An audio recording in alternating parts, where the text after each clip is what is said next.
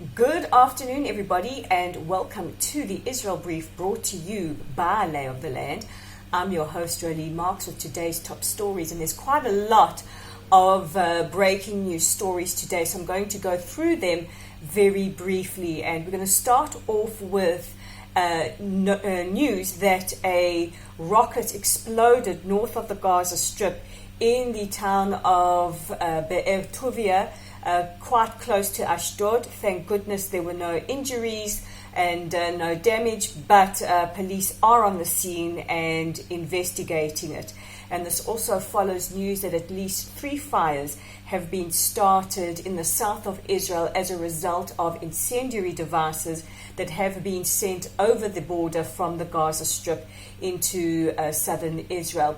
Now, a reminder that there is a somewhat very shaky ceasefire in place after things escalated just a couple of weeks ago.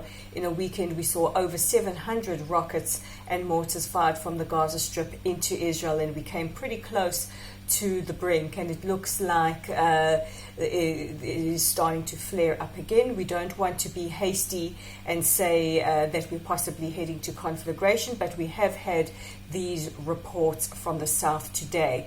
And while we're talking of violations of our borders, of our sovereign territory, we can also report that the Israeli Air Force scrambled jets after a drone was spotted in Israeli airspace, having been sent from Lebanon, and it is assumed that it is Hezbollah, and this comes in response to news that the IDF reportedly attacked Iranian targets in Syria just the other day. So we are watching both developments on the north and on the south of our borders very closely.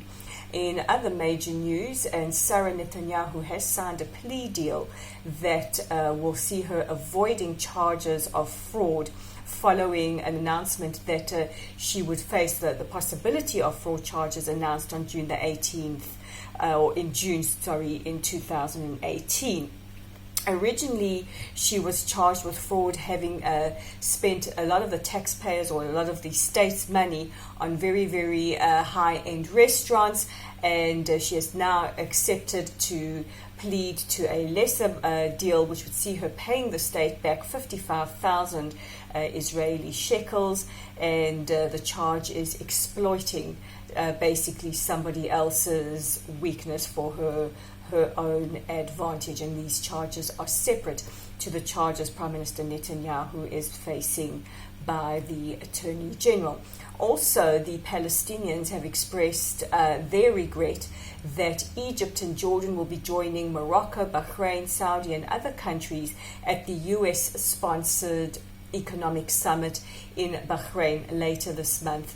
The summit is part of the proposed Trump peace plan that will aim to look at ways that Israel, the US, and perhaps the Arab League could possibly improve the economic situation for Palestinians in the West Bank and the Gaza Strip.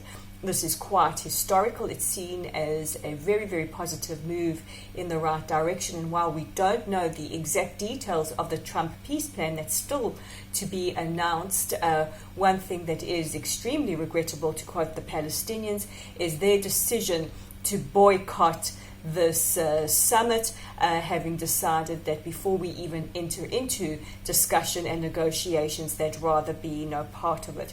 Again, sadly, it's an opportunity to miss an opportunity. And staying with the Palestinians, well-known Palestinian BDS supporter Rajoub, who's also one of the heads of the Palestinian Football Association, is going to be investigated by FIFA, which is the international football body, for allegations of terrorism, incitement and hatred. And this is quite a significant development and could see significant penalties inflicted on both Rajoub and the Palestinian Football Association. So a lot to swallow, as you can see, a little stumbling there at the end, but don't forget to check out Lay of the Land's online content And yesterday we spoke to you about the expose that would be posted. It is up. It's called Shitty Jew. It's a very, very personal account of anti-Semitism that I experienced recently, and my belief that we cannot be silent or silenced in the face of growing hatred anymore. And just a follow-up on the story, the journalist in question, Alex O'Riordan, who made the comment Shitty Jew, has also commented on the post. He still doesn't see anything wrong with using the word Shitty Jew. He sees it as a personal criticism, not necessarily as anti-Semitic. He says it is not anti-Semitic by definition. And he also still doesn't understand that he wasn't personally attacked in any response by me to his article and to the letter that I responded to. And if you're wondering what on earth I'm talking about, check out layoftheland.online and read it for yourself. Alternatively, you can check out our Facebook page at Lottle's site. It is growing daily, and make sure that you join us and you can get your daily updates about things that we post online and the Israel Brief. And if you like your Israel Brief, as I know many of you do because our subscribers are increasing steadily, simply click on the subscribe button below. I'm Rolene Marks with a jam-packed edition of the Israel Brief, and we'll speak again tomorrow.